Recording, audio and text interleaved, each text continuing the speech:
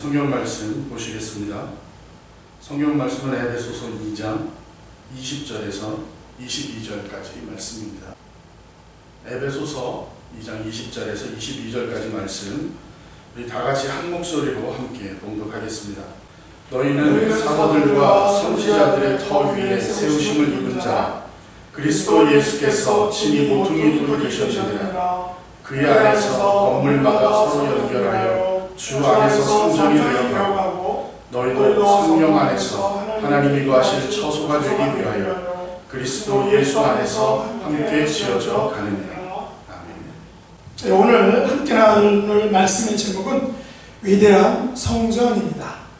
오늘 본문에는 건축 용어들이 많이 나옵니다. 무엇인가를 짓는 모습, 또 무엇인가를 건설하는 모습이 나오죠. 오늘 20절에 보면 사도들과 선지자들의 터 위에 세워졌다. 그 다음에 모퉁이 돌. 21절에는 건물마다 서로 연결한다. 그리고 22절에 보면 함께 지어져 간다 라는 말들은 모두 건축을 할 때 사용되는 그런 용어들입니다. 본문에 나오는 이 성전은 성경시대의 대표적인 건물이죠. 성전은 22절에서처럼 하나님의 거하실 처소입니다. 그래서 영어에서는 dwelling place 하고 이렇게 표현하기도 하죠. 건물로서 성전이 지어지기 전에는 성막이 있었습니다. 이것은 건물이 아닌 이동용 장막 성전이죠. 그래서 성막에서는 십계명과 아론의 쌍난 지팡이와 만나가 보관되어 있습니다. 그리고 성막에서 제사장들을 통해 각종 제사가 행해졌던 것을 우리가 알 수 있습니다. 그러다가 이제 솔로몬이 하나님의 거하실 처소로서 솔로몬 성전, 건축물을 만들었습니다. 역대하 6장 2절에 보시면 솔로몬은 성전 봉헌식에서 이렇게 고백하고 기도했는데 같이 한번 보시겠습니다. 역대하 6장 2절 같이 한번 읽어보죠. 내가 주를 위하여 거하실 성전을 건축하였사오니 주께서 영원히 거하실 처소로소이다 하고, 그랬더니 하나님께서 이제 역대하 7장 15절 16절에서 솔로몬에게 이렇게 응답을 하셨습니다. 이것도 한번 읽어보겠습니다.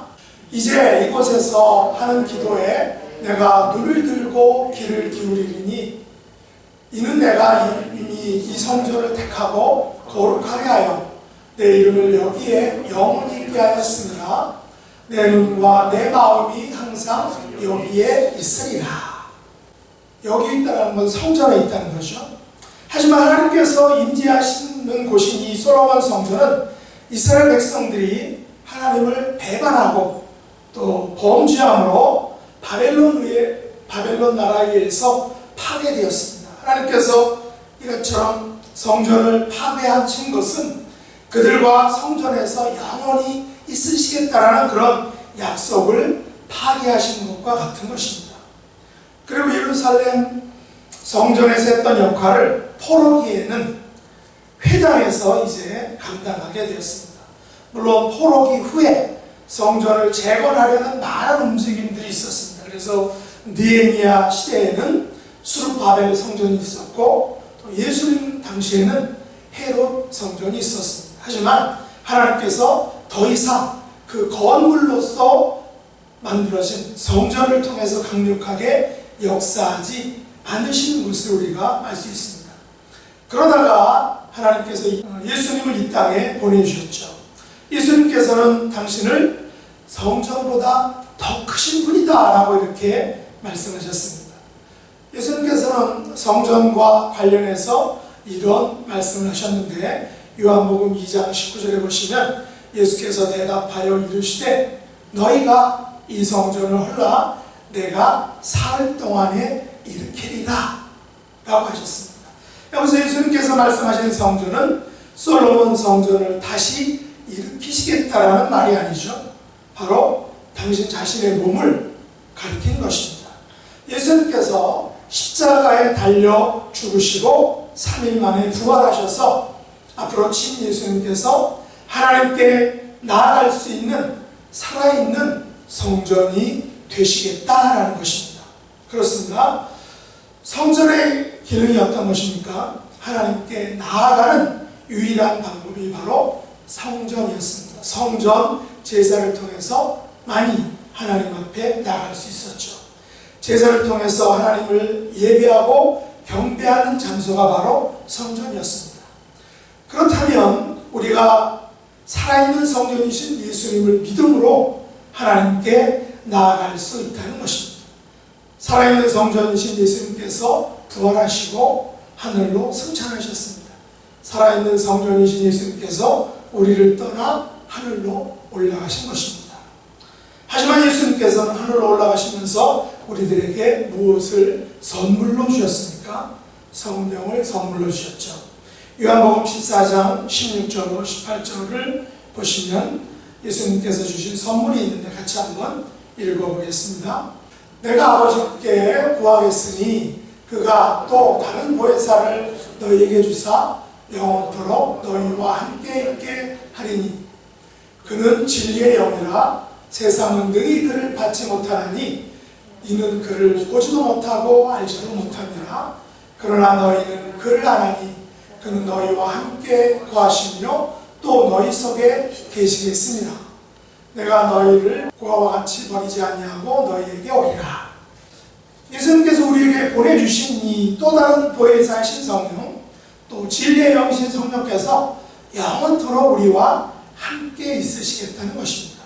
우리와 함께 거하고 우리 속에 계시겠다는 거죠. 예수님께서 보내준 이 성령 하나님께서 어떻게 보면 성전의 기능을 한다라는 것입니다. 이 말씀은 예수님께서 구약 성경에서 누구에게 하셨던 말씀과 같은 맥락인가요? 바로 예루살렘 성전을 봉헌한 후에 솔로몬에게 주셨던 그런 약속의 말씀과 같은 맥락입니다. 한번 찾아보도록 하겠습니다. 열왕기상 9장 1절로 5절 말씀 같이 한번 읽어보도록 하겠습니다. 솔로몬이 여호와의 성전과 왕궁 건축하기를 마치며 자기가 이루기를 원하던 모든 것을 마친 때 여호와께서 전에 기브온에 나타나신 것 같이 다시 솔로몬에게 나타나사 여호와께서 그에게 이르시되 내 기도와 내가 내 앞에서 간구한 말을 내가 들었은즉 나는 내가 건축한 이 성전을 거룩하게 구별하여 내 이름을 영원히 그곳에 두며 내 눈길과 내 마음이 항상 거기에 있으리니 내가 만일 내 아버지 다윗이 행함같이 마음을 온전히 하고 바르게 하여 내 앞에서 행하며 내가 네게 명령한 대로 온갖 일에 순종하여 내 법도와 율례를 지키면 내가 내 하나님 내 아버지 다윗에게 말하기를 이스라엘의 왕위를 부를 사람이 내게서 끊어지지 아니하리라 한 대로 내 이스라엘의 왕위를 영원히 견고하게 하려니와.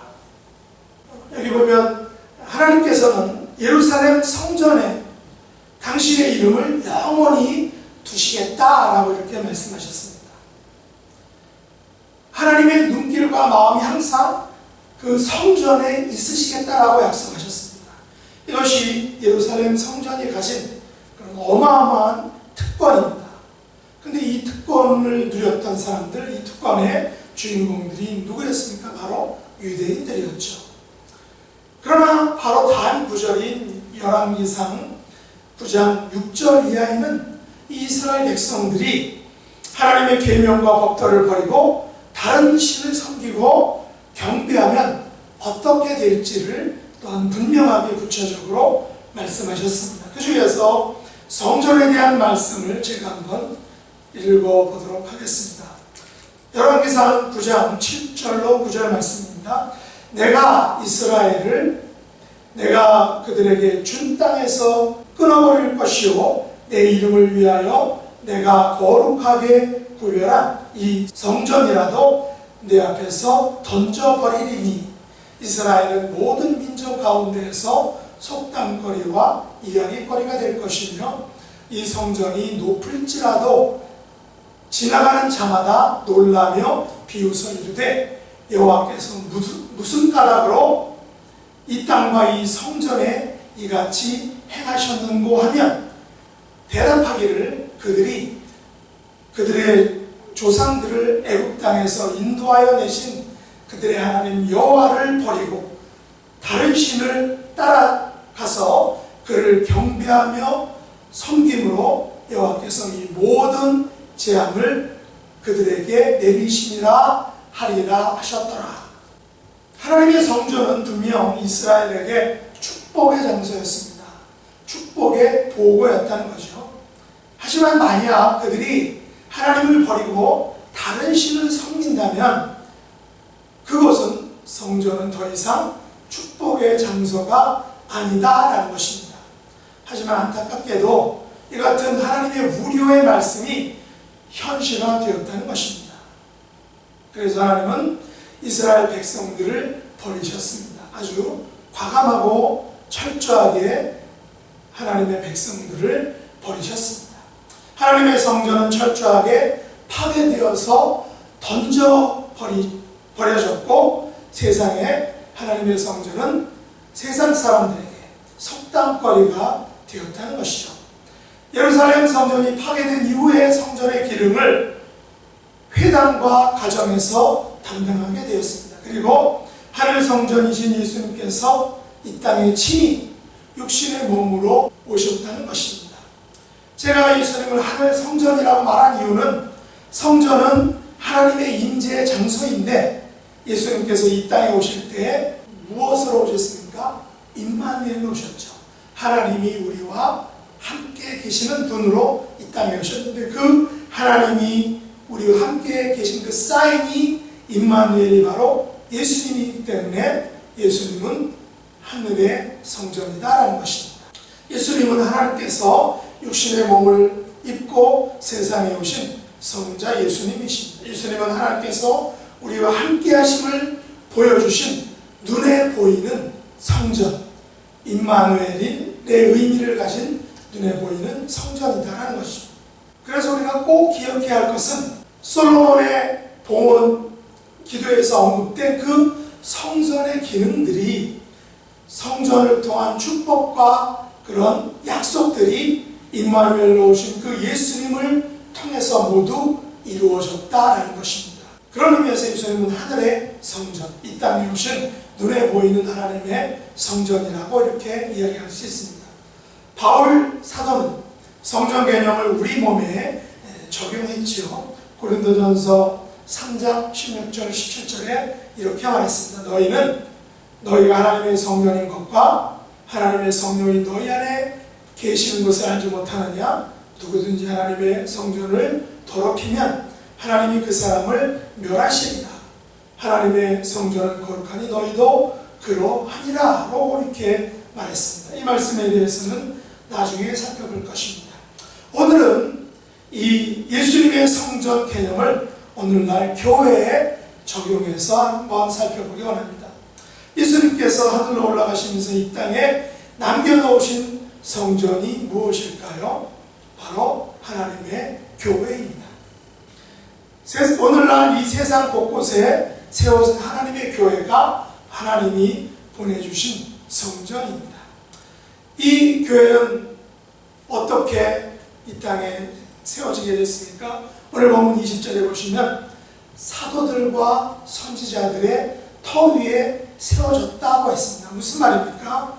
마태복음 16장 15절 이하에 보면 예수님께서 제자들에게 물으셨습니다. 너희는 나를 누구라 하느냐? 이때 베드로가 대답했습니다.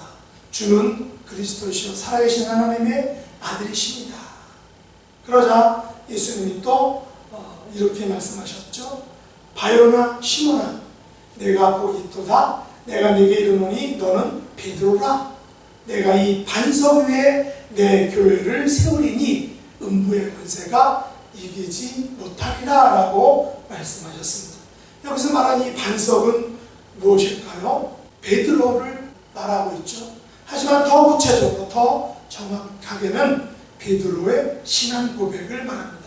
예수님께서는 주는 그리스도시요 살아계신 하나님의 아들이십니다 라는 이 베드로의 신앙 고백 위에 당신의 교회를 세우셨다는 것입니다. 오늘날 저와 여러분 그리고 새생명 선교교회는 주는 그리스도시요 살아계신 하나님의 아들이십니다 라는 그 신앙 고백 위에 세워졌습니다. 그리고 세상에 세워진 교회에서 가장 중요한 부분은 바로 모퉁이 돌입니다. 오늘 본문 20절 하반절에 보면 예수 그리스도께서 친히 교회의 모퉁이 돌이 되셨다라고 했습니다. 건축에서 모퉁이 돌은 아주 가장 중요한 부분입니다. 만약 모퉁이 돌이 없으면 그 건물은 세워질 수 없을 것입니다. 그 모퉁이 돌이 없으면 중심이 없기 때문에 곧 무너지게 된다는 것이죠. 오늘날 교회에서 주는 그리스도시요 살아계신 하나님의 아들이십니다라는 그 고백이 없다면 그 교회는 하나님의 교회가 아니다라는 것입니다. 그런데 이 바울 사도는 지금 에베소 성도들을 향해서 어떻게 말하고 있습니까? 너희는 사도들이 고백한 신앙 위에 세워진 교회로 세우심을 입었다라고 말하고 있습니다. 여기서 중요한 것은 에베소 교회당 그 건물이 교회라는 말이 아닙니다. 바울이 말한 에베소 교회는 베드로의 신앙 고백 위에 세워진 그 에베소 성도 한 사람 한 사람을 의미한다는 것입니다. 우리가 속한 새생명 선교교회는 무엇입니까? 지금 우리가 예배드리는 이 교회 건물입니까? 아니죠. 바울은 여기서 교회를 교회당이라고 말하지 않았습니다. 바울이 말한 교회는 에베소 성도들 한 사람 한 사람이 모여서 이루어진 그 모임, 그것이 바로 에베소 교회였다는 것입니다. 새생명 선교교회도 이 건물이 아니라 여러분 한 분 한 분이 모여서 이루어진 그 모임, 그리고 여러분 한 분 한 분, 그것이 바로 새생명 선교교회입니다. 그런 의미에서 여러분 한 분 한 분이 바로 교회로서 위대한 성전이다. 그런데 21절에 보면 바울은 그의 안에서 건물마다 서로 연결되고 주 안에서 성전이 되어간다라고 했습니다. 여러분, 건물은 달랑 하나로 이루어진 것이 아닙니다. 건물을 만들려면 서로 연결되어야 됩니다. 기초가 있어야 되죠. 기둥이 있어야 됩니다. 철로 된 골조가 있어야 됩니다. 또 시멘트도 있어야 되고 지붕이 있어야 되고 많은 문들과 창문들이 있어야 됩니다. 그 다음에 안에는 실내 인테리어를 해야 합니다. 여러분, 집 한 채를 지으려면 얼마나 많은 재료들이 들어가야 하는지 우리가 충분히 이해할 수 있습니다. 교회도 마찬가지입니다. 하나님께서 말하신 그 교회의 모습은 건물마다 서로 연결되어 있는 아름다운 교회의 모습입니다. 여러분, 한 분 한 분이 교회를 이루는 건물이라는 것입니다. 그래서 교회란 어떠한 특정한 한 사람, 어떠한 몇몇 사람들로 구성된 것이 아닙니다.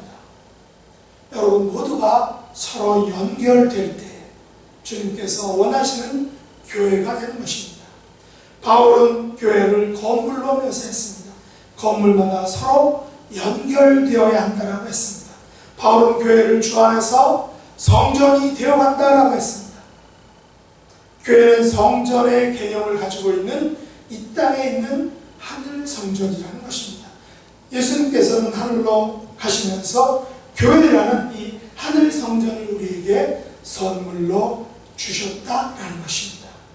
그런 의미에서 하나님의 교회는 두 가지 특징을 가지고 있습니다. 첫 번째는 하나님의 교회는 예수님 안에서 또 주 안에서 세워져야 한다는 것입니다. 오늘 본문 21절과 21절 말씀 같이 한번 읽어보도록 하겠습니다. 그 안에서 건물마다 서로 연결하여 주 안에서 성전이 되어가고 너희도 성령 안에서 하나님이 거하실 처소가 되기 위하여 그리스도 예수 안에서 함께 지어져 가느니라. 하나님의 교회는 그리스도 안에서 세워져야 합니다. 또 성령 안에서 세워져야 합니다. 어떤 교회들은 그리스도 밖에서 세우려고 합니다. 그 교회에 그리스도께서 계시지 않습니다. 단지 친교 모임 같습니다. 사람에 의해 좌우됩니다. 어떤 교회들은 성령 밖에서 세우려고 합니다. 성령 하나님의 인도를 받지 않습니다. 인간적인 욕심으로 세우려고 합니다. 교회가 자신의 명예, 자신의 자랑을 나타내기 위한 곳으로 이용되기도 합니다. 악용된 것이죠. 오늘날 우리 주변에서 쉽게 보는 이단들을 보시기 바랍니다. 그들의 열심, 또 그들의 헌신, 그들의 충성, 그들의 봉사는 너무나도 멋지고 대단하지만 그들 안에 예수 그리스도가 계신가 하는 것입니다. 그 안에 성령 하나님께서 계신가 하는 것입니다. 그 안에 십자가의 능력과 은혜가 있는가 하는 것입니다. 이단들의 교회에는 그리스도 대신 교주가 있습니다. 성령 하나님 대신 그들의 주장하는 교리가 있습니다. 예수 그리스도 안에서 행해져야 할 것들이 교주 안에서 특정 집단의 이익과 목적을 위해서 행해지고 있다는 것입니다. 오늘날 어떤 교회들은 예수님 안에서 세워지기보다는 한 사람 안에서 교회가 세워집니다. 또 몇몇 사람들 안에서 세워진 교회도 있습니다. 돈과 권력 위에, 돈과 권력으로, 돈과 권력 안에서 세워진 교회가 되는 것입니다. 이런 교회는 결코 하나님의 교회가 될 수 없다는 것입니다. 하나님의 교회는 주 안에서, 성령 안에서, 예수 그리스도 안에서 세워져야 한다는 것입니다. 두 번째 특징은 하나님의 교회는 아직도 공사 중이다라는 사실입니다. 저희 이 말씀에 큰 위로를 받습니다. 오늘 본문 21절 하반절과 22절을 보시면 너희는 주 안에서 성전이 되어가고 너희도 성령 안에서 하나님의 거하실 처소가 되기 위하여 그리스도 예수 안에서 함께 지어져 가느니라 라고 했습니다. 성전이 되어가고 하나님의 거하실 처소가 되기 위하여 함께 지어져 가고 있다라고 말합니다. 어떤 시제를 사용하고 있습니까? 진행 시제죠. 공사 중이라는 것입니다.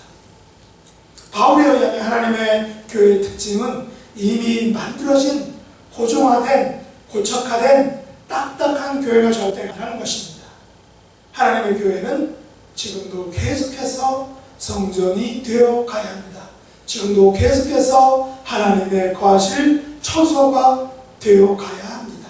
지금도 계속해서 한 사람에 의해서가 아니라 함께 여러 사람이 지어 가야 한다는 것입니다.